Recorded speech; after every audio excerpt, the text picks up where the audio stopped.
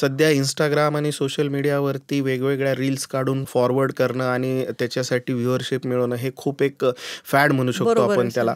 काहीतरी वेगळं करून दाखवण्याच्या प्रयत्नामध्ये ज्यावेळेला आपण ओव्हर ओव्हर एक्सरसाइज करतो. एक्सरसाइज करतो, त्यामुळे मात्र मसल इंजुरी, बायसेप्स इंजुरीचे प्रमाण आणि पेक्टोरलिस जो छातीच्या समोरचा मसल आहे हो. त्याचे फाटण्याचे सुद्धा आपल्याला खूप व्हिडिओज पाहायला मिळतात. जितकी सर्जरी जास्त कॉम्प्लेक्स तितका रिझल्ट कॉम्प्रोमाइज येतो. Compromise. त्यामुळे वेळात केलेलं निदान आणि वेळात केलेले उपचार हे नेहमीच फायदेशीर ठरते. की इंजुरीमुळे जी झीज होते, उतार वयामध्ये जी पाहायला मिळत होती आधी 60-65च्या नंतर, ती इंजुरी झालेल्या लोकांमध्ये 40-45 नंतरच पाहायला मिळते. अच्छा. खुब्यामध्ये एक अव्हॅस्क्युलर नेक्रोसिस नावाचा एक आजार पाहायला मिळतो. कोविड नंतर या एव्हियनचं प्रमाण थोडंसं वाढलेलं पाहायला मिळाले, कारण त्याचं अच्छा. कारण नाही कळालेलं, पण त्याचं एक प्रमाण वाढलेलं पाहायला मिळाले. ते. नवनवीन टेक्नॉलॉजीज येत राहणार आणि आपल्याला वेळेनुसार बदलत राहावं लागणार. तुम्ही अपडेट नाही केला तर आउटडेट होऊन जाणार. आपल्याला ॲक्सेप्टन्स असलं पाहिजे की मला या सर्जरीची गरज आहे की नाही, याच्यापेक्षा मी भविष्यातली ती सर्जरी टाळण्यासाठी ही सर्जरी करतो. बरोबर आहे.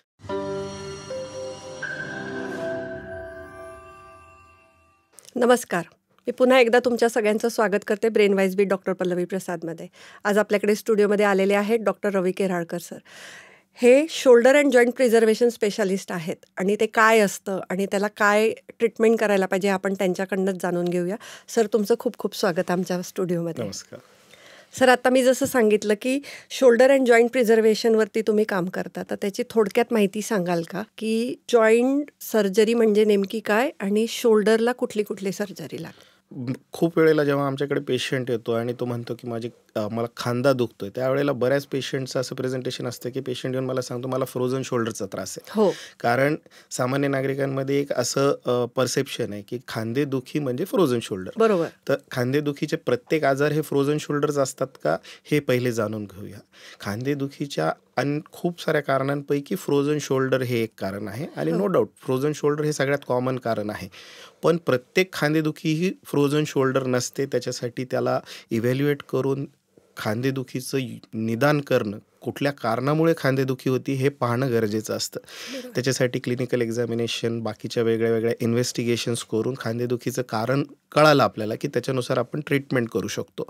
खांदेदुखीची नानाविध कारणं आहेत. त्याच्यामध्ये आपण वयोमानानुसार जर त्याचे गट पाहिले तर फ्रोझन शोल्डर हा युज्युअली 40 ते 70 या वयोगटामध्ये पाहायला जाणारा आजार आहे.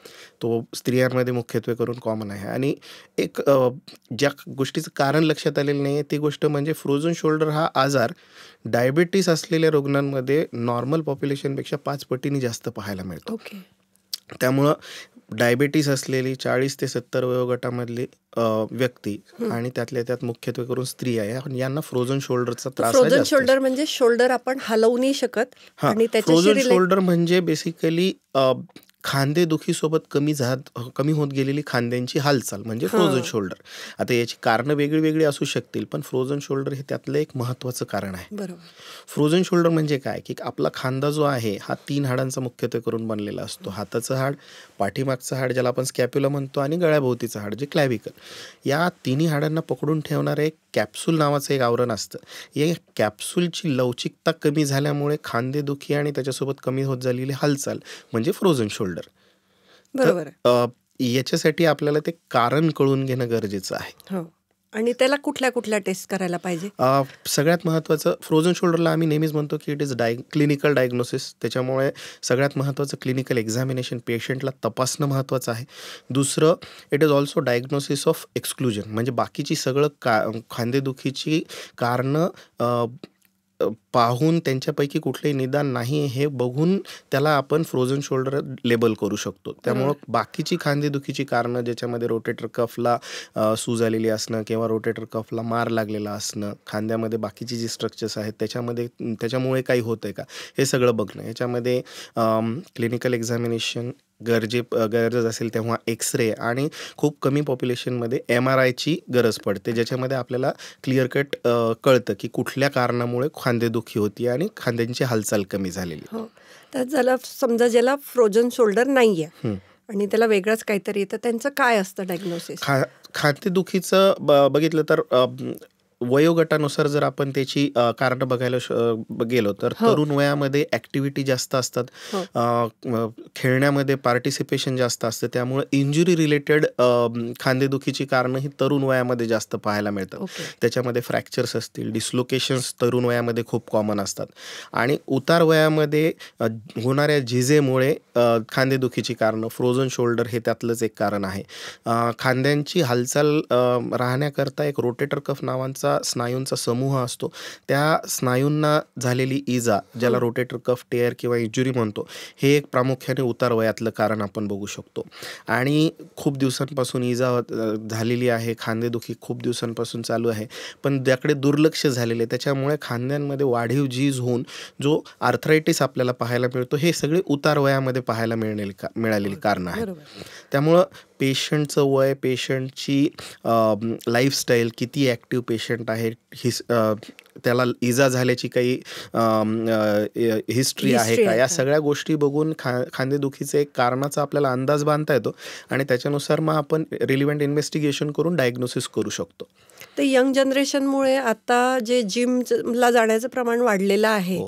तर ते रॉंग जिम केल्यामुळे होणाऱ्या इंजुरीज पण ह्याच्यात येतात का? सध्या इंस्टाग्राम आणि सोशल मीडियावरती वेगवेगळ्या रील्स काढून फॉरवर्ड करणं आणि त्याच्यासाठी व्ह्युअरशिप मिळवणं हे खूप एक फॅड म्हणू शकतो बरोबर आपण आहे, त्याला. हो. आणि त्याच्यामध्ये मग वेगवेगळ्या प्रकारच्या इंजुरीजचे पण व्हिडिओज आपल्याला पाहायला मिळतात. सो व्यायाम करा, पण व्यवस्थित व्यायाम करा, ज्याच्यामध्ये इजा होऊ नये अशा बरोबर. प्रकारचे जर व्यायाम केले तर आपण ह्या सगळ्या इंजुरीज नक्कीच टाळू शकतो. पण खूप काहीतरी वेगळं करून दाखवण्याच्या प्रयत्नामध्ये ज्या वेळेला आपण ओव्हर ओव्हर एक्सरसाइज एक्सरसाइज करतो, त्यामुळे मात्र मसल इंजुरी, बायसेप्स इंजुरीचे प्रमाण आणि पेक्टोरलिस जो छातीच्या समोरचा मसल आहे, हो. त्याचे फाटण्याचे सुद्धा आपल्याला खूप व्हिडिओज पाहायला मिळतात. बरोबर. त्यामुळं ह्याची साधारण कारणं म्हणजे एकतर जे जिममध्ये जातात त्यांच्यामध्ये स्टिरॉइड्सचा यूज पण एक कारण आहे. हो. त्याच्यामुळे पण आणि steroid use plus excessive exercise आणि ओव्हर एक्सरसाइज, Weight वगैरे जास्त झालं. वेट हो. वापरून एक्सरसाइज करणं, यामुळे सुद्धा मसल्स इंजुरीचे प्रमाण भरपूर आहे. भरपूर वाढले. आणि तुम्ही प्रॉपर गायडन्सनी नाही, जर डाएट तसा नसेल, तुमचा विटामिन Exactly. सप्लिमेंट तसा नसेल, तुम्ही प्रॉपर गायडन्स घेतला नसेल आणि तुम्ही नुसतंच जिम करत असाल, तर तुमचे हे वेअर अँड टेअर होण्याची कारणं जास्तच वाढतात. वाढतं. खांदेदुखीचं एक दुसरं मुख्य कारण म्हणजे डिस्लोकेशन्स. ओके. त्याच्यामध्ये युजली ट्रॉमाची हिस्ट्री असते, पेशंट पडतो, कुठेतरी काहीतरी लागतं. बऱ्याच वेळेला येणारा पेशंट सांगतो, मी बॅडमिंटन खेळत होतो, स्मॅश मारायला गेलो आणि अचानक खांदा सटकल्यासारखं झालं आणि प्रचंड दुखतंय. हो. शोल्डर डिस्लोकेशन ही एक प्रकारची इमर्जन्सी आहे, ज्याच्यामध्ये डिस्लोकेट झालेलं शोल्डर जागेवरती बसवणं, प्रेफरेबली अंडर ॲनेस्थेशिया, हे गरजेचं असतं पेन रिलीफसाठी. आणि एकदा तो जागेवरती बसवल्यानंतर मग आपण त्याला काही दिवस इमोबिलाइज ठेवून, 2-3 आठवडे इमोबिलाइज ठेवून मग परत फिजिओथेरपी चालू करून त्या खांद्याची स्टेबिलिटी पूर्ववत करू शकतो. पण दुर्दैवाने काही कारणामुळे पेशंट इमोबिलायझेशन फॉलो नाही करू शकत किंवा फिजिओथेरपी तेवढी होऊ शकत नाही. आणि सगळं जरी केलं तरी एक 15 ते 20% पेशंट्समध्ये शक्यता असते की परत शोल्डर डिस्लोकेशन व्हायला लागतात. अशा वेळेला जेव्हा पेशंट दुसऱ्या किंवा तिसऱ्या वेळेला डिस्लोकेट होतो, त्यावेळेला मात्र आपल्याला योग्य MRI करून त्याचं डायग्नोसिस करणं आणि बऱ्याच पेशंटमध्ये खांद्याचं जी खोबण असते, त्या खोबणीवरती लॅब्रम नावाचं जे आवरण असतं ते फाटलेलं दिसतं. आणि ते फाटलेलं आवरण आपल्याला सर्जरी करून रिपेअर करणं गरजेचं असतं, ते जेणेकरून ही शोल्डर्स इन्स्टेबिलिटी जी डेव्हलप झालेली आहे, ज्याच्यामुळे शोल्डर परत खांदा निखळतो, हो. ते रिपेअर करून आपल्याला ती खांद्याला स्टेबिलिटी देणं गरजेचं असतं. अदरवाईज ज्या वेळेला मग प्रॉपर ट्रीटमेंट होत नाही, त्यावेळेला खांदा सारखा निखळायला लागतो, ज्याला रिकरंट डिस्लोकेशन म्हणतो आपण. त्यामुळे खांदा खराब होण्याची भीती असते. तर हे आता तुम्ही सांगितलं की काय प्रकार आहेत हो. ते, तर ह्याला नॉन सर्जिकल ट्रीटमेंट काय आणि सर्जिकल ट्रीटमेंट काय? खांदा शोल्डर डिस्लोकेशन बद्दल बोलूया. शोल्डर डिस्लोकेशन बद्दल जेव्हा पहिला एपिसोड असतो, इट इज ऑलवेज ट्रॉमॅटिक, त्यामुळे तिथे ट्रॉमाची हिस्ट्री असते आणि पहिला डिस्लोकेशन आपण कधीच ऑपरेट करत नाही, बरोबर. Unless patient is hi demand athlete patient असेल किंवा आणि एजेड असेल किंवा- त्या लोकांमध्ये आपण फक्त पहिला डिस्लोकेशनला सर्जरी ॲडवाईज करू शकतो. अदरवाईज पहिला डिस्लोकेशन हे आपण ऑलवेज कन्झर्वेटिव्हली विदाऊट सर्जरीज मॅनेज करतो. 3 आठवडे खांदा बांधून ठेवायचा एका पोझिशनमध्ये आणि मग फॉलोड बाय एक्सरसाइजेस. जर खांदा दुसऱ्या किंवा तिसऱ्या वेळेला निखळायला लागला तर मग मात्र खांद्याची वाढीव झीज जी होणार आहे पुढे जाऊन जर ट्रीटमेंट नाही केली तर ती टाळण्याकरता आपण सर्जरी ॲडवाईस करतो. कारण जितके जास्त डिस्लोकेशन्सचे एपिसोड वाढतील तितकं बोन डॅमेज जास्त होतं आणि मग कॉम्प्लेक्स सर्जरी लागतात आणि रिकव्हरी हॅम्पर होते आणि जितकी सर्जरी जास्त कॉम्प्लेक्स तितका रिझल्ट कॉम्प्रोमाइज येतो. त्यामुळे वेळात केलेलं निदान आणि वेळात केलेले उपचार हे नेहमीच फायदेशीर ठरतात. नक्कीच. आणि तुम्ही मगाशी जसं म्हटलं की खांद्याचे पेन आणि त्याच्याशी रिलेटेड सर्जरी, तर ते एखाद्या वेळेस हाडाची झीज झाल्यामुळे त्यांचा प्रॉब्लेम झाला असेल तर त्याला कुठली सर्जरी आपण खांदेदुखीचं कारण जसं मी म्हटलं की शोधणं गरजेचं आहे. क्लिनिकल एक्झामिनेशन, रिलिव्हंट इन्व्हेस्टिगेशन ज्याच्यामध्ये एक्सरे किंवा MRI असतील याच्यामुळे आपण खांदेदुखीचं एक आजाराचं निदान करू शकतो. जर फ्रोझन शोल्डर असेल, प्रत्येक फ्रोझन शोल्डरच्या पेशंटला सर्जरी लागत नाही. फ्रोझन शोल्डरची प्रायमरी ट्रीटमेंट ही फिजिओथेरपीच आहे. फिजिओथेरपी करून पेशंटला काही गोळ्या औषधं फिजिओथेरपी करून जर पेशंटला इम्प्रूव्हमेंट मिळत नसेल तर आपण खांद्यामध्ये काही इंजेक्शन्स देऊ शकतो. त्याच्याने जर नाही इम्प्रूव्हमेंट झाली तर एक मॅनिप्युलेशन म्हणून एक प्रकार असतो आणि सर्जरी ही अगदीच नगण्य प्रकार पेशंट्समध्ये गरजेची पडते, ज्याच्यामध्ये ऑर्थ्रोस्कोपी करून आपण दुर्बिणीद्वारे ते कडक झाले जे कॅप्सूल आहे ते सगळीकडनं रिलीज करतो. डिस्लोकेशनबद्दल आपण जाणून घेतलं. तिसरं जे खांदेदुखीचं जे कारण आहे त्याच्यामध्ये रोटेटर कफ जे मसल्स असतात त्याला इंजुरी होण्याची शक्यता असते. या रोटेटर कफ इंजुरीची जर कारणं बघितली तर ती साधारण उतार वयामध्ये बघायला मिळणारा हे आजार आहे. त्याच्यामध्ये वयोमानानुसार होणारे बदल ज्याला age related wear and tear म्हणतो आपण ते बघायला मिळतात. असे काही प्रोफेशन्स आहेत ज्याच्यामध्ये ओव्हर यूज होतो खांद्यांचा, जसं गवंडी काम करणारे लोक आहेत किंवा पेंटर्स आहेत किंवा ज्यांच्यामध्ये हात डोक्याच्या वरती नेण्याच्या ज्या ॲक्टिव्हिटीज ओव्हरहेड ॲक्टिव्हिटीज ज्याला म्हणतो आपण त्या ज्यांच्या प्रोफेशन्समध्ये जास्त करायला लागतात किंवा स्पोर्ट्स पर्सन असतील, बास्केटबॉल प्लेयर्स आहेत, ते अशा पेशंट्समध्ये रोटेटर कफला इव्हॅल्युएट करणं गरजेचं आहे. Same clinical examination, relevant investigation, MRI. आणि अशा ठिकाणी जर टेअर असेल तर टेअर कुठला आहे, कुठल्या प्रकारचा टेअर आहे त्याचं पॅटर्न बघून त्याला अकॉर्डिंगली ट्रीटमेंट ॲडवाईस करणं गरजेचं असतं. प्रत्येकच पेशंटला सर्जरी लागत नाही. बरेचशी पेशंट फिजिओथेरपीनी पण त्यांना चांगला रिझल्ट मिळतो. पण काही ठिकाणी अशी गरज असते जिथे सर्जरी शिवाय उपाय नसतो, ज्याच्यामध्ये पेशंटला सुडो पॅरालिसिस ज्याला म्हणतो की पेशंटला पेन इतकं होतं की त्याच्यामुळे त्याची शोल्डरची हालचालच होत नाही. अदरवाईज पेशंटला तसा त्रास नाहीये, पॅरालिसिस नाहीये, पण पेनमुळे त्याला हालचाल करता येत नाहीये. अशा वेळेला आपल्याला सर्जरी करणं गरजेचं असतं. दुसरं या सर्जरी याच्यासाठी गरजेचं असतात की आपण जर सर्जरी नाही केल्या तर ही सर्जरी न केल्यामुळे ही जी कंडिशन आहे ती पुढे प्रोग्रेस होत जाते, वाढीव झीज पाहायला मिळते आणि रोटेटर कफ ऑर्थोपॅथी ज्याला म्हणतो, ज्याच्यामुळे रोटेटर कफ नसल्यामुळे जी खांद्यांची झीज होते आणि त्याला जो आर्थरायटिस होतो त्याला आपण रोटेटर कफ ऑर्थोपॅथी म्हणतो, तो टाळण्यासाठी एक जॉईंट प्रिझर्वेशन म्हणून का होईना पण ही सर्जरी करणं गरजेचं असतं. अदरवाईज जर सर्जरी नाही केली आणि रोटेटर कफ ऑर्थोपॅथी डेव्हलप झाली तर मग अजून कॉम्प्लेक्स अशी शोल्डर रिप्लेसमेंट नावाची सर्जरी आपल्याला त्या पेशंटमध्ये करणं भाग पडतं. ओके, तर रिप्लेसमेंट म्हणजे आपण काय करतो त्याला? शोल्डर एक बॉल अँड सॉकेट जॉईंट आहे. एक सॉकेट असतं आणि बॉल असतं. शोल्डरमध्ये खांद्याची नैसर्गिक संरचनाच अशी आहे की ती खोबन जी आहे, सॉकेट जे आहे ते बॉलच्या कम्पॅरिझनमध्ये खूप छोटं आहे. त्यामुळे शोल्डर हा इनहेरंटली इन्स्टेबल अस्थिर सांधा आहे. पण त्या अस्थिरतेच्या बदल्यामध्ये आपल्याला त्याची मुवमेंट मिळालेली आहे. कारण शोल्डर हा सगळ्यात जास्त मुवमेंट असलेला सुद्धा जॉईंट आहे. त्यामुळं ओव्हर ॲक्टिव्हिटीज खूप जास्त होतात शोल्डरमध्ये. सो हे जे स्ट्रक्चर आहे हे रोटेटर कफ कसा आहे याच्यावरती आपल्याला ठरवावं लागतं. जर रोटेटर कफ मसल्सचा जो समूह आहे तो जर चांगला असेल तर टोटल शोल्डर ज्याच्यामध्ये सॉकेटच्या जागी सॉकेट आणि बॉलच्या जागी बॉल आपण रिप्लेस करतो. पण बऱ्याच पेशंटमध्ये रोटेटर कफ इतकं खराब झालेलं असतं की ते डिस्फंक्शनल असतं. अशा वेळेला आपल्याला कन्व्हेन्शनल टोटल शोल्डर रिप्लेसमेंट करून उपयोग होत नाही, कारण तो रिझल्ट आपल्याला पाहिजे तसा मिळत नाही. अशा वेळेला आपण रिव्हर्स शोल्डर ज्याच्यामध्ये आपण ॲनाटॉमी चेंज करतो, जिथे सॉकेट असतं तिथे बॉल बसवतो आणि जिथे बॉल असतो तिथे सॉकेट बसवतो, अशा प्रकारचं एक उलटं रिव्हर्स शोल्डर, ज्याला रिव्हर्स शोल्डर रिप्लेसमेंट, अशा प्रकारची सर्जरी आपल्याला या पेशंट्समध्ये करावी लागते. हे जनरली स्पोर्ट्स पर्सनला जास्त स्पोर्ट्स पर्सनमध्ये युजली रोटेटर कफ टेअर आणि डिस्लोकेशन्सचे प्रकार जास्त होतात. त्यांच्यामध्ये त्यांना शोल्डर ॲक्टिव्हिटीज जास्त पाहिजे असतात, त्याच्यामुळे ते लवकर कन्सल्टेशन पण लवकर करतात, त्याच्यामुळे ते त्या स्टेजला कधी पोहोचत नाहीत जी की त्यांना टोटल शोल्डर किंवा रिव्हर्स शोल्डर ऑर्थोप्लास्टीची गरज पडावी.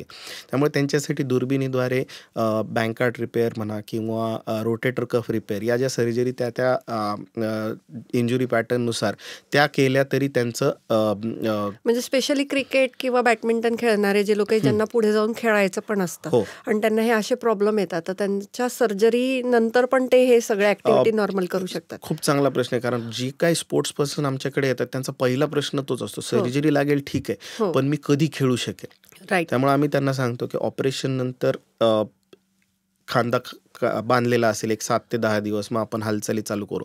पण त्यांचा सगळ्यात महत्त्वाचा तोच प्रश्न असतो की मी खेळायला पद्धत कधी सुरू तेवढ्याच इंटेन्सिटी आणि तेवढ्याच इंटेन्सिटी. त्यामुळे आम्ही त्यांना सांगतो की रिटर्न टू स्पोर्ट्स ॲक्टिव्हिटी ही जी फिजिओथेरपीचा प्रकार आहे हा आपण साधारण 3 ते 4 महिन्यांनी सुरू करतो. पण definitely at the end of 6 ते 9 महिन्यांपर्यंत पेशंट पहिल्या इंटेन्सिटीने प्रत्येक खेळ सुरू करू शकतो खेळायला. आता हे आणखीन एक स्पोर्ट्स पर्सनशीच रिलेटेड क्वेश्चन असा आहे की त्यांना खेळायचं असतं, त्यांच्या मोमेंट त्यांना माहिती की हा कुठेतरी जाऊन मला इंजुरी देणार आहे, तर त्यांनी त्याच्या प्रिव्हेन्शनसाठी काय करायला पाहिजे? खेळताना आपण तेवढं लक्ष दे, पण ते इतक्या इंटेन्सिटीने खेळत असतात की त्यांना ते लक्षात नाही. त्यामुळे इंजुरी, स्पोर्ट्स आहे म्हटल्यावर इंजुरी होणार, राईट. त्यामुळे इंजुरी झाली जरी तरी त्याला योग्य वेळी योग्य ट्रीटमेंट घेणं हे सगळ्यात महत्त्वाचं आहे. आणि मेनली की तुमची जी सर्जरी आहे ती केल्यानंतर पण तुम्ही सेम खेळू शकता, हे एक महत्त्वाचा पॉईंट, आणि ती करायलाच पाहिजे, कारण ती नाही केली तर ती वाढत जाणार. आणि मग खेळ बंद होण्यापेक्षा ती सर्जरी करून ते केलेलं नेहमीच चांगलं. सर, आता शोल्डरबद्दल जसं तुम्ही सांगितलं तसं जॉईंट प्रिझर्वेशन म्हणून तुम्ही म्हणले सुरुवातीला, तर त्याच्याबद्दल थोडक्यात सांगाल का? म्हणजे काय नेमकं? जॉईंट रिप्लेसमेंट आपल्याला सगळ्यांनाच माहिती झाले, कारण प्रत्येकाने कोणाचं ना कोणाचं जॉईंट रिप्लेसमेंट पाहिलेलं आहे. बरोबर. जे उतार वयामध्ये जे काही बदल होतात त्यामुळे जे सांध्यांची झीज होते, त्यामुळे चालणं, सगळ्या डेली ॲक्टिव्हिटीज हॅम्पर होतात आणि मग जॉईंट रिप्लेसमेंटचा सल्ला दिला जातो. जॉईंट रिप्लेसमेंट ही एक बऱ्याच दिवसांपासून एक प्रचलित झालेली आणि सक्सेसफुल सर्जरी, मी तर म्हणतो ती एक लाईफस्टाईल चेंजिंग सर्जरी आहे, कारण पेशंटची ॲक्टिव्हिटी खूप सुधारते आणि सक्सेसफुल सर्जरी आहे. पण ही उतार वयात केली जाणारी सर्जरी आहे. हल्ली आपल्याला बघायला मिळेल की फिजिकल ॲक्टिव्हिटी किंवा इन जनरल हेल्थबद्दल अवेअरनेस वाढलेला आहे. आपल्याला सकाळी बरीच लोक जॉगिंग करताना किंवा फिजिकल ॲक्टिव्हिटी करताना दिसतात. लोकांचा फिजिकल अवेअरनेस वाढलेला आहे, त्यामुळे फिजिकल ॲक्टिव्हिटीजसुद्धा वाढलेल्या आहेत. तर वाढलेल्या फिजिकल ॲक्टिव्हिटीज सोबतच इंजुरीज पण येतात. त्यामुळे काय होतंय की इंजुरीमुळे जी झीज होते ती जी उतार वयामध्ये जी पाहायला मिळत होती आधी 60-65च्या नंतर, ती इंजुरी झालेल्या लोकांमध्ये 40-45 नंतरच पाहायला मिळते, आणि हे वय जॉईंट रिप्लेसमेंटचं नाही. सो अशा पेशंट्समध्ये ज्यांना फिजिकल ॲक्टिव्हिटी कंटिन्यू करायची आहे पण त्यांची झीज इतकी नाही आहे की त्यांना जॉईंट रिप्लेसमेंट लागेल, अशा पेशंट्समध्ये ते इंजुरी ट्रीट करणं आणि असे काही प्रतिबंधात्मक उपाय करणं ज्याच्यामुळे झीज वाढू नये आणि पुढे जाऊन भविष्यामध्ये जॉईंट रिप्लेसमेंटची गरज पडू नये, याच्यासाठी जे केले जाणारे उपाय आहेत हे म्हणजे जॉईंट प्रिझर्वेशन. ओके. तर हे जॉईंट प्रिझर्वेशन आपण कुठल्या कुठल्या जॉईंटसाठी करू शकतो? हे जॉईंट प्रिझर्वेशन हे आपण प्रत्येक जॉईंटसाठी करू शकतो, पण ज्या जॉईंट रिप्लेसमेंट सर्जरीज ज्या जास्त कॉमन आहेत त्याच्यामध्ये गुडघा झाला, खांदा आणि खोबा या 3 हाडांमध्ये आपण जॉईंट प्रिझर्वेशन सर्जरीज नक्कीच करू शकतो. तर हे जॉईंट प्रिझर्वेशन आपण कोणाकोणाला करू शकतो? मी जसं म्हटलं की आता सध्या फिजिकल अवेअरनेस खूप वाढलेला आहे, त्यामुळे मॅरेथॉन्स असतील, आयर्नमॅन खूप पॉप्युलर झालेलं आहे, किंवा ट्रेकिंग पण सध्या खूप पॉप्युलर आहे. वीकेंड वॉरियर्स ज्यांना म्हणतो, ज्यांना आठवड्याभरात वेळ मिळत नाही पण शनिवार रविवारी त्यांना वेळ मिळतो त्यावेळेला ते ॲक्टिव्हिटी करायचा प्रयत्न करतात. सो ही जे फिजिकली ॲक्टिव्ह ग्रुप आहे यांच्यामध्ये जेव्हा इंजुरीज होतात त्याला जर प्रॉपर ट्रीटमेंट नाही मिळाली तर मग आपल्याला वाढीव झीज पाहायला मिळू शकते. सो ज्यांच्यामध्ये गुडघेदुखीचे सिम्पटम्स आहेत, ज्यांचं वय फार नाही आहे आणि त्यांना फिजिकल ॲक्टिव्हिटीज कंटिन्यू करायच्यात, अशा पेशंट्समध्ये आपण जॉईंट प्रिझर्वेशन्स करू शकतो. त्याच्यामध्ये गुडघ्यादुखी किंवा कुठले सांध्याचे दुखण्याची कारणं शोधणं, त्या कारणांची योग्य ती ट्रीटमेंट करणं आणि पुढे जाऊन हे वाढू नये याच्यासाठी प्रिव्हेंटिव्ह मेजर्स घेणं म्हणजे जॉईंट प्रिझर्वेशन. सो पेशंट जर आला, गुडघे दुखतात, काहीतरी ॲक्टिव्हिटी करताना इंजुरी झाली, ट्विस्ट झाला, मग अशा वेळेला गुडघ्यामध्ये काही लिगामेंट्स असतात, त्यांना इंजुरी होऊ शकते. गुडघ्यामध्ये आपण ज्याला मराठीमध्ये खुर्च्या म्हणतो, गादी, मेनिस्कस, त्या मेनिस्कसला इंजुरी झालेली असते. अशा वेळेला ते मेनिस्कस रिपेअर करणं, लिगामेंट रिकन्स्ट्रक्ट करणं किंवा हाडांवरती जे कार्टिलेज नावाचं आवरण असतं त्याला इंजुरी झालेली असते. सो त्या कार्टिलेज इंजुरीसाठी ट्रीटमेंट करणं. आणि बऱ्याच वेळेला असं बघायला मिळतं की आता गुडघ्याबद्दल बोलूया. गुडघ्याच्या आतल्या बाजूची झीज जास्त झालेली असते, त्यामुळे गुडघ्याला एक प्रकारचा बाक आलेला असतो. सो तो बाक किती आहे त्याचं एक व्यवस्थित मेजरमेंट करणं, त्याच्यामुळे गुडघ्याच्या आतल्याच बाजूवरती जास्त जोर येतोय, सो तो कंपार्टमेंट ऑफलोड करण्यासाठी ॲक्सिस करेक्शन सर्जरी, हे सगळे प्रकार आपण जॉईंट प्रिझर्वेशनमध्ये करू शकतो. गादी जी आहे ती फक्त तिथे शॉक ॲब्झॉर्बरचं काम करण्यासाठी नाही आहे, तर ती गादी त्या कार्टिलेजची हेल्थ मेंटेन करण्यासाठी पण तितकीच महत्त्वाची आहे. त्यामुळे गादीला मार लागलाय तर जस्ट ऑर्थ्रोस्कोपी करून गादी काढण्यापेक्षा ती गादी रिपेअर करून तिची हेल्थ वाढवण्याचे प्रयत्न करणे जास्त गरजेचं आहे. कार्टिलेज हे हाडांना प्रोटेक्ट करण्यासाठी आहे, तर ते कार्टिलेज हेल्दी राहावं याच्यासाठी तो कंपार्टमेंट ऑफलोड करणं. लिगामेंट हे आपल्या गुडघ्याला स्टेबिलिटी देण्याचं काम करतात. त्यामुळं लिगामेंटला जर इंजुरी असेल तर वेळप्रसंगी लिगामेंट रिकन्स्ट्रक्शन करून गुडघ्याला स्टेबिलिटी देणं, हे सगळे जे उपाय आहेत हे सगळे जॉईंट प्रिझर्वेशनमध्ये आपण करू शकतो. एक जो आतल्या बाजूची झीज झाल्यामुळे जो एक प्रकारचा बाक आलेला असतो गुडघ्याला, त्यामुळे काय होतं की तो आतलाच उभं राहिल्यानंतर चालताना त्या आतल्या भागावरती जास्त वजन येऊन ती झीज वाढत जाते. सो अशा वेळेला ॲक्सिस करेक्शन सर्जरी म्हणजे आपण पायाच्या हाडाला एक छोटंसं फ्रॅक्चर करून तो पाय सरळ करतो आणि ज्यामुळे जेव्हा आपण उभं राहतो त्यावेळेला फक्त आतल्या भागावरती वजन न येता दोन्ही भागांवरती समप्रमाणात वजन विभागलं जावं उभं राहिल्यानंतर. अशा प्रकारच्या जे ऑफलोड सर्जरी आहेत त्याला आपण ॲक्सिस करेक्शन सर्जरी म्हणतो. या सगळ्या प्रकारच्या सर्जरीज वापरून आपण जॉईंट प्रिझर्वेशन म्हणजे जे खांद्यांची रिप्लेसमेंट पर्यंत जाण्याची गरज नाही. जॉईंट प्रिझर्वेशनचे उपाय केल्यानंतर भविष्यामध्ये लागणारी जॉईंट रिप्लेसमेंटची गरज आपण नक्कीच कमी करू शकतो किंवा ते भविष्यात लागणारं जॉईंट रिप्लेसमेंट नक्कीच आपण टाळू शकतो. तर खुब्यासाठी काय करू शकतो आपण? खुब्यामध्ये एक अव्हॅस्क्युलर नेक्रोसिस नावाचा एक आजार पाहायला मिळतो, ज्याच्यामध्ये मांडीच्या हाडाच्या वरती जो गोळा असतो त्याचा रक्तपुरवठा कमी झाल्यामुळे तो गोळा खराब होतो. कोविड नंतर या एव्हियनचं प्रमाण थोडंसं वाढलेलं पाहायला मिळाले, कारण त्याचं कारण नाही कळालेलं पण त्याचं एक प्रमाण वाढलेलं पाहायला मिळाले. सो या एव्हियनच्या अर्ली स्टेजेसमध्ये जर आपण निदान करू शकलो तर यामध्ये नक्कीच आपण जॉईंट प्रिझर्वेशन करू शकतो. याच्यामध्ये आपल्या हाडाचा रक्तपुरवठा वाढवण्यासाठी आणि तिथले टिश्यू रिजनरेशनसाठी आपण वेगळे उपाय करू शकतो. त्याच्यामध्ये कोर डिकॉम्प्रेशन किंवा आपल्याच हाडांमध्ये जे बोन मॅरो असतं त्याच्यामधल्या स्टेम सेल्स काढण्यासाठी बोन मॅरो ॲस्पिरेट कॉन्सन्ट्रेट किंवा त्याला शॉर्टमध्ये बीमॅक म्हणतो, या सगळ्या प्रोसिजर्स आपण खुब्यासाठी जॉईंट प्रिझर्वेशनमध्ये वापरू शकतो. ओके. आणि हे बाकीच्या जॉईंट प्रोटेक्शनसाठी पण आपण वापरू शकतो? हो, जॉईंट बाकी गुडघ्यामध्ये किंवा खांद्यामध्ये PRP इंजेक्शन्स आपण वापरू शकतो. आपल्या रक्तामध्ये वेगवेगळ्या प्रकारच्या पेशीज असतात, तांबड्या रक्तपेशी, पांढऱ्या रक्तपेशी, त्याच्यासोबतच प्लेटलेट्स नावाच्या पण पेशी असतात. डेंग्यूच्या आजारामध्ये सगळ्यांना माहीत असतं प्लेटलेट्स किती कमी झाले तेवढं विचारतात. आजकाल PRP पण माहिती आहे सर लोकांना, कारण हेअर आणि स्किन ट्रीटमेंटसाठी. सो PRP मध्ये आपण काय करतो की पेशंटच्याच रक्ताचं एक सॅम्पल घेतो आणि त्यातनं प्लेटलेट्स वेगळ्या करतो. या प्लेटलेट्सचं आयुष्य साधारण 6 तासाचं असतं. एकदा त्यांचं आयुष्य संपलं की त्या डिसइंटिग्रेट होतात आणि त्यांच्यामधनं काही केमिकल्स रिलीज होतात ज्याला आपण ग्रोथ फॅक्टर्स म्हणतो. हे ग्रोथ फॅक्टर्स जिथे आपण इंजुरी झालेली आहे तिथे जर आपण PRPचं इंजेक्शन दिलं तर हे ग्रोथ फॅक्टर्स तिथे टिश्यू रिजनरेशनचं काम करतात. त्यामुळे खांद्याचे काही टिअर्स असतील ज्याला सर्जरी टाळायची आपल्याला, किंवा गुडघ्यामध्ये जर काही हे असतील टिश्यू इंजुरी झालेली असेल, अशा ठिकाणी आपण ती इंजुरी भरून निघण्यासाठी PRP इंजेक्शनचा नक्कीच वापर करू शकतो. तर हे आपण सगळे जॉईंट वाचवण्यासाठी करायच्या सगळ्या थेरपी आहेत. थेरपीज आहे. ओके.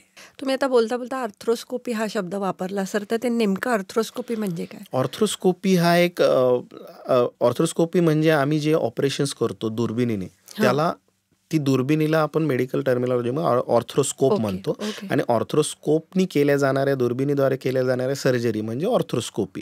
तर जॉईंट प्रिझर्वेशनच्या बद्दल मी ज्या सर्जरीज बोललो, गादी रिपेअर करण्याच्या सर्जरीज असतील किंवा लिगामेंट रिकन्स्ट्रक्शन सर्जरीज असतील, कार्टिलेजच्या प्रोसिजर असतील, या सगळ्या आपण दुर्बिणीद्वारे करू शकतो. याला जॉईंट ओपन करायची गरज नाही आहे.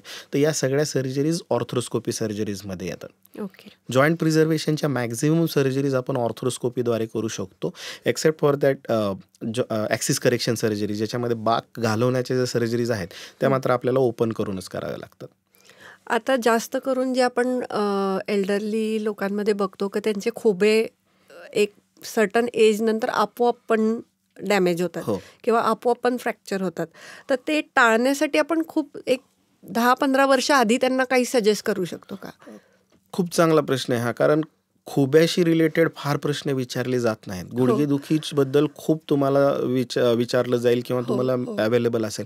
खुब्याबद्दल तेवढे प्रश्न फार कारण विचारले जात आता नाहीत. माझ्या बघण्यात तर आहे की ज्यांनी 90 क्रॉस केलंय त्यांचं खुबा आपोआप फ्रॅक्चर होतो, जो की त्यांना माहिती पण नसतो.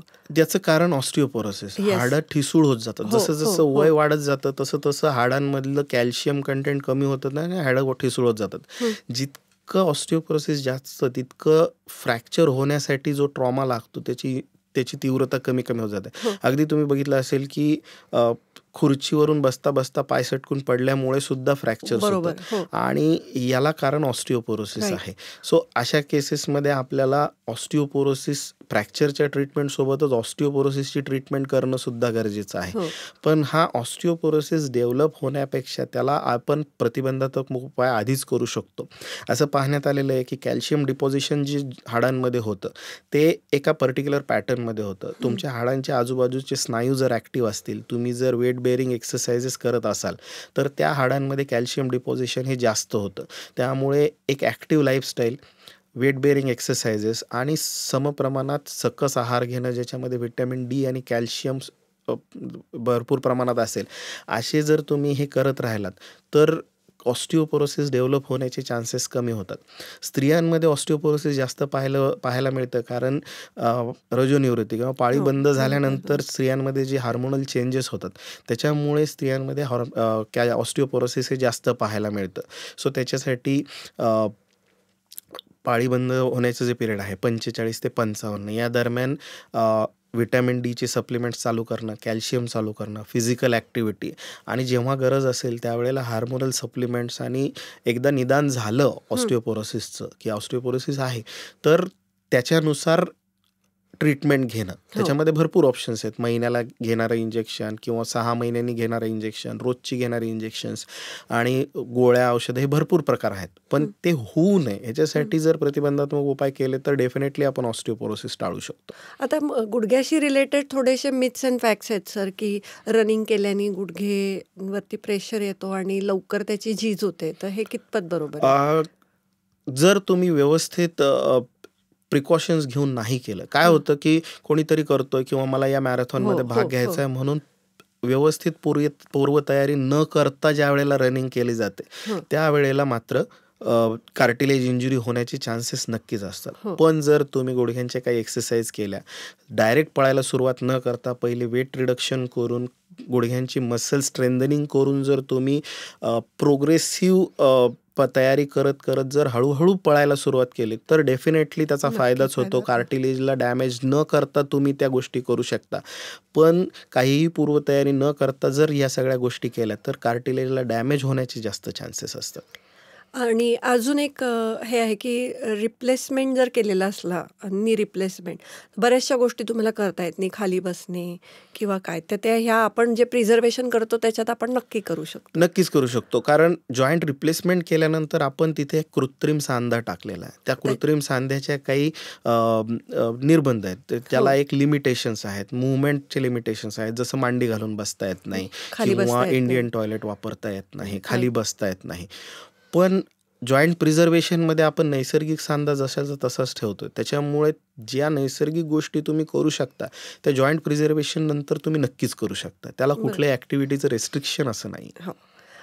अजून एक मिथ आहे की गुडघ्याला ऑपरेशन करायची गरज नसते किंवा ते आपण कुठल्यातरी अल्टरनेट थेरपीने त्याला नीट ठेवू शकतो. तर ते कितपत बरोबर आहे किंवा त्याच्या स्टेजेस काय आहेत?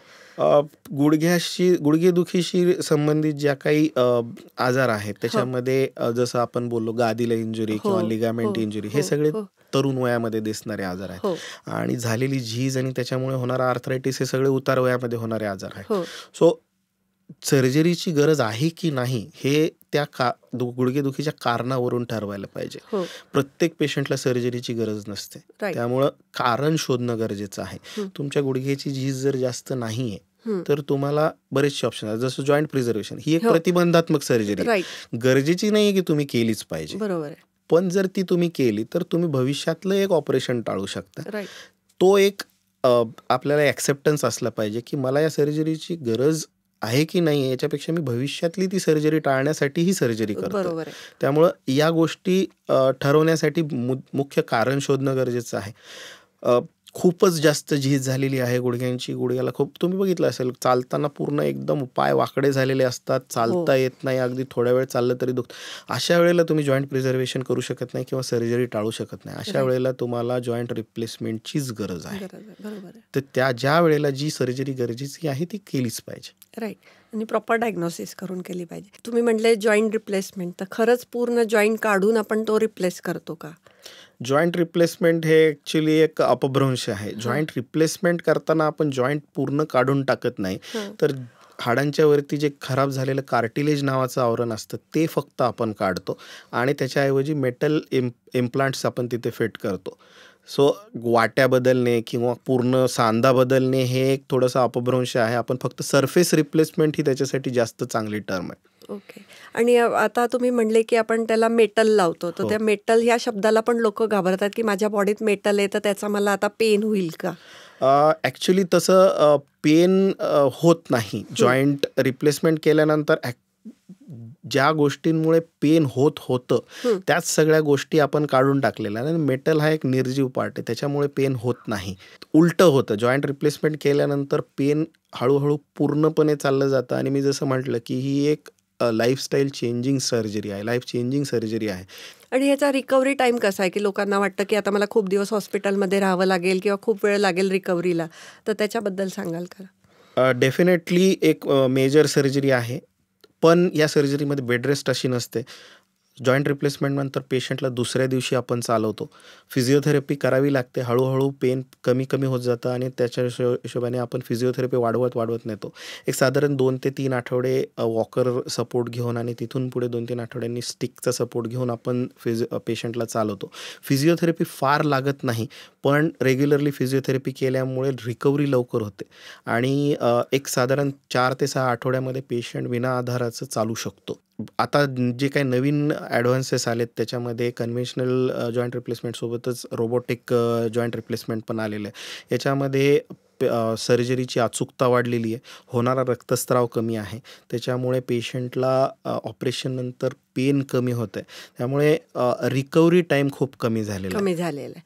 तर आपण रोबोटिक सर्जरीबद्दल तुम्ही आता म्हणले, तर ते रोबोटिक सर्जरी ह्या किती प्रचलित आहेत आता तुमच्या जॉईंट सर्जरीजमध्ये? रोबोटिक सर्जरीने आता खूप वेग पकडला आहे. आता बऱ्याचशा सेंटर्समध्ये जिथे जॉईंट रिप्लेसमेंट होतात तिथे बऱ्याचशा आता मॅक्झिमम सर्जरीज आता रोबोटिक सर्जरीजमध्ये कन्वर्ट होतात. रोबोटिक्स सर्जरीचा जो बेनिफिट आहे तो सगळ्यांना समजल्यामुळे आता मॅक्झिमम सेंटर्स आता रोबोटिक सर्जरीजवरती शिफ्ट होतात. आता तुम्ही साईश्रीमध्ये काम करता, तर आपण किती हायटेक करणार आहोत साईश्री? साईश्रीमध्ये ॲक्च्युली आपण मागच्या 4 वर्षांपासून रोबोटिक जॉईंट रिप्लेसमेंट सर्जरी करतोय. आत्तापर्यंत 2000च्या वरती पेशंट्सची जॉईंट रिप्लेसमेंट सर्जरी रोबोटिक पद्धतीने आपण केलेल्या आहेत आणि हे प्रमाण वाढत चाललं आहे. आता जनरल क्वेश्चन आहे हा, आजारांशी रिलेटेड नाही आहे, की तुम्ही सर्जन आहे आणि तुम्हाला आता नवीन इन्स्ट्रुमेंट आलं किंवा नवीन मशीन आलं, रोबोटिक आलं किंवा अजून काहीतरी नवीन नवीन टेक्नॉलॉजी वाढतच जाते. तुम्हाला ह्या शिकायला वेळ कसा मिळतो आणि तुम्ही ते किती वेळ कसं शिकता? म्हणजे ते नवनवीन टेक्नॉलॉजीज येत राहणार आणि आपल्याला वेळेनुसार बदलत राहावं लागणार. तुम्ही अपडेट नाही केला तर आउटडेट होऊन जाणार. हो. त्याच्यामुळे अपडेट होत राहणं गरजेचं आहे आणि त्याच्यासाठी वेळ हा काढावाच लागेल. कसं की तुम्ही हाताने सर्जरी करत होते आतापर्यंत, तर तो तुमचा एक अंदाज होता आणि तो आता तुम्हाला त्या मशीनवरती करावं लागतो. तर ते तुम्हाला किती दिवस लागतात एखादं नवीन मशीन शिकायला? प्रत्येक गोष्टीला लर्निंग कर्व असतो. कुठलीही नवीन टेक्निक एकदम पहिल्या दिवसापासून येत नाही. त्यामुळे हळूहळू आपण करतच शिकत जातो. पण एक साधारण पेशंटला नुकसान न होऊ देता ती टेक्निक शिकणं गरजेचं असतं. त्यामुळे बॅकअप आपल्याला नेहमीच आणि तयार पेशंटचा ठेवावा फायदाच लागतो. असतो ह्या पेशंटचा फायदा करत आपल्याला त्याला त्रास न देता किंवा कुठेही रिझल्ट हॅम्पर न होऊ देता या टेक्निक शिकणं महत्त्वाचं आहे. त्यामुळे थोडासा लर्निंग कर्व असतो, पण तो प्रत्येक टेक्निकसोबतच येतो. आता सर्जन म्हणलं म्हणजे तुम्हाला कंटिन्यू शिकत राहावं लागणार आहे काम करता करता आणि हेक्टिक लाईफ जगतच राहावं लागणार आहे. तर हे हेक्टिक लाईफला तुम्ही कसे कोप अप करता? कोप-अप मेकॅनिझम डेव्हलप करावेच करावंच लागतं. पण वर्क लाईफ बॅलन्स आपल्याला जमला पाहिजे. टाईम मॅनेजमेंट जमलंच पाहिजे. जमलंच पाहिजे. तर तुम्ही खूपच छान आम्हाला आज इथे माहिती सांगितली आहे की टेक अवे होम मेसेज जर घेतला तर तुम्ही तुमचे बोन्स जे रिप्लेसमेंटपर्यंत नाही नेऊ शकत तुमचे जॉईंट, त्याच्या आधी पण ट्रीटमेंट आहेत, त्याच्याविषयी पण जाणून घ्या. त्याच्याविषयी जाऊन तज्ज्ञांना विचारा आणि MRI, CT स्कॅन ह्या अशा गोष्टी आहेत की त्याच्याने तुम्हाला डायग्नोसिस प्रॉपर होते आणि तुम्हाला सर्जरीची गरज आहे का नाही आहे ते तुम्ही तज्ज्ञांना जाऊन विचारलंच पाहिजे. आणि नवीन टेक्नॉलॉजी आलेल्या आहेत की तुम्हाला डायरेक्ट जॉईंट रिप्लेसमेंट करायची गरज नाही आहे. तुम्ही आता तो प्रिझर्व करू शकता वेगळ्या छोट्या ऑपरेशन्सनी. आणि जे स्पोर्ट्स पर्सन आहेत किंवा जिमवाले आहेत की जे यंग किंवा आता जे लोकांनी फिजिकल ॲक्टिव्हिटी सुरू केलेल्या आहेत, तर अशा लोकांनी त्यांच्या जॉईंट किंवा ह्याचं प्रिझर्वेशनसाठी काय करायला पाहिजे किंवा थोडंही पेन असेल तर त्याला काय करायला पाहिजे हे तुम्ही तज्ज्ञांना जाऊन नक्कीच विचारलं पाहिजे. हे तुम्ही खूपच छान आणि साध्या शब्दात आम्हाला आज सांगितलं, त्याबद्दल तुमचे खूप खूप धन्यवाद. आणि असंच तुम्ही परत येऊन आम्हाला नवीन काहीतरी गायडन्स द्यावा हे आम्ही अपेक्षा करतो. Thank you so much sir. धन्यवाद.